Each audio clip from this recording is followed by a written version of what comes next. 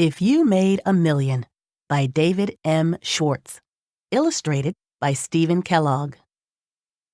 How much is $1 million? And what would it look like? Genre: nonfiction text explains something about real life. What do you expect to learn from this selection?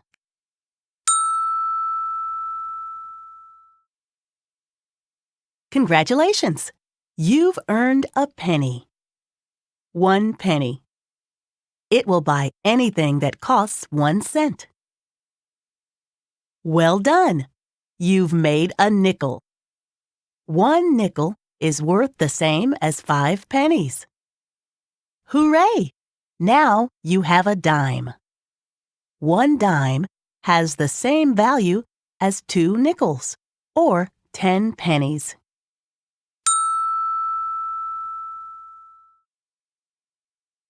Excellent! For your hard work, you've earned a quarter. 1 quarter is the same amount of money as 5 nickels, or 2 dimes and 1 nickel, or 3 nickels and 1 dime, or 25 pennies. Wonderful! You are now $1 richer. $1 is worth as much as 4 quarters.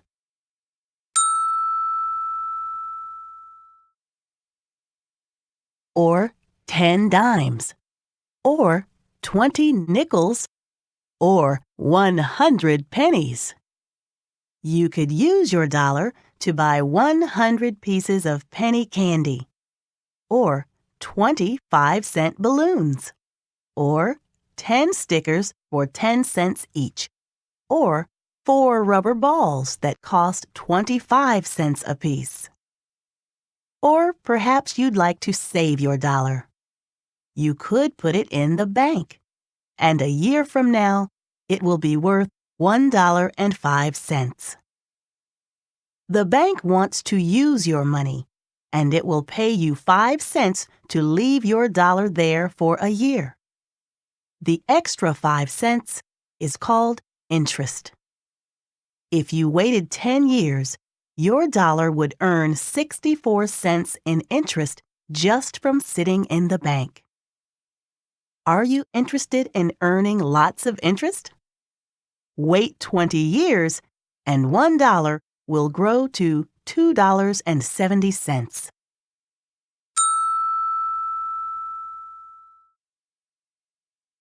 Delicious! You've baked a cake and earned $5. You could be paid with 1 $5 bill or 5 $1 bills. It doesn't matter. They have the same value. Stupendous! You've made $10. How would you like to be paid? 1 $10 bill? 2 $5 bills? 10 $1 bills? Or perhaps 1 5 and 5 ones? Take your pick. They're all worth $10.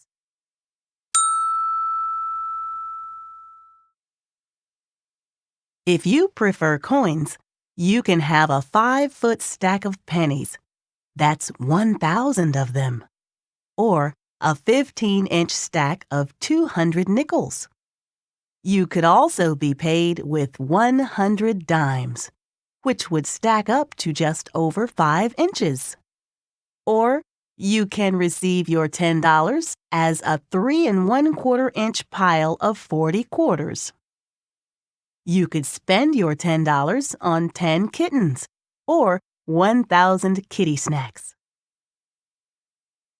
Or you could take your mom to the movies. But maybe you'd rather save your money. If you leave your $10 in the bank for 10 years, it will earn $6.40 in interest, and you will have $16.40. If you leave it there for 50 years, your $10 will grow to $138.02. You've worked hard to earn $100. You've decided to spend it on a plane ticket to the beach. You could pay with a $100 bill, or two $50 bills, or five $20 bills, or many other combinations, 6 fives, 3 tens, and 2 20s, for instance. Paying with pennies? You'll need 10,000 of them, and they'll make a 50-foot stack.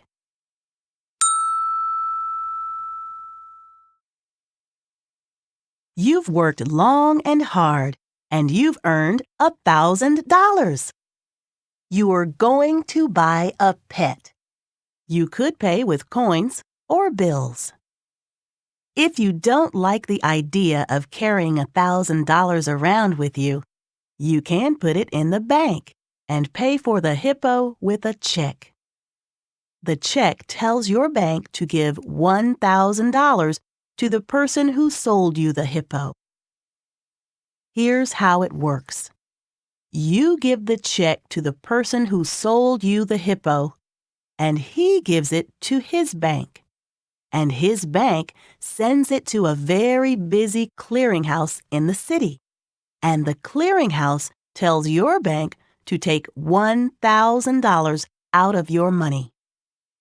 After your bank does that, the clearinghouse tells the hippo salesman's bank to add $1,000 to his money so he can take it and use it whenever and however he likes. Maybe he'll use it to raise more hippos.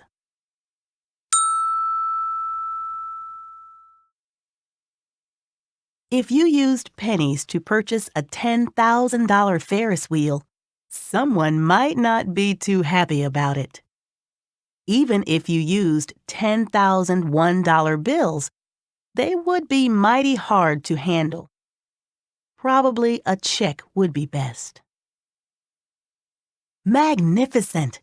You've earned $50,000. And you've just read about a well-worn, unloved, but perfectly fixable castle for sale. The price? $100,000. The castle costs $100,000, and you have only $50,000. You're $50,000 short, but you can still buy the castle. You could use the money you earned as a down payment and ask a bank to lend you the rest. Then you would pay the bank back a little at a time, month after month, for many years. But the amount you must pay the bank will be more than what you borrowed. That's because the bank charges for lending you money. The extra money is called interest, just like the interest the bank pays to you when it uses your money. Now, you are using the bank's money, so you must pay interest to the bank.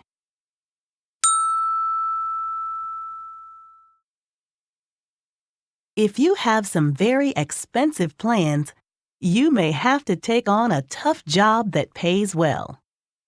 If you think ogre taming would be an exciting challenge, you can have fun and make a great deal of money too.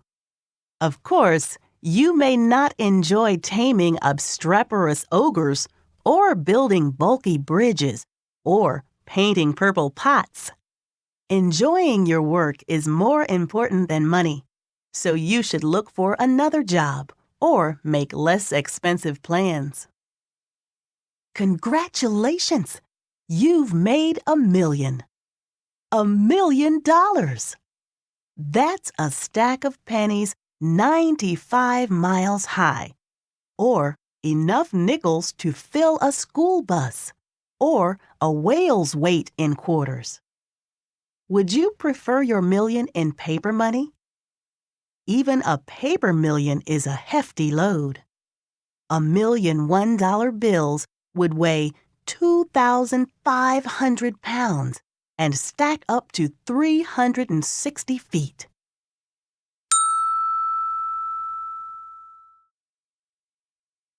What's the smallest your million could be? $100 bills are the largest made today, and it would take 10,000 of them to pay you for your feat of ogre taming. But a check for $1 million would easily fit in your pocket or purse. And it's worth the same as the towering stacks of pennies or bills. Now you can afford to buy tickets to the moon. Or you can purchase some real estate for the endangered rhinoceroses.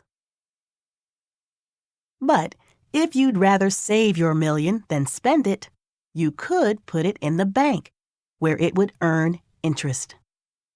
The interest on $1 million is about $1,000 a week, or $143 a day, or $6 an hour, or 10 cents a minute, just from sitting in the bank.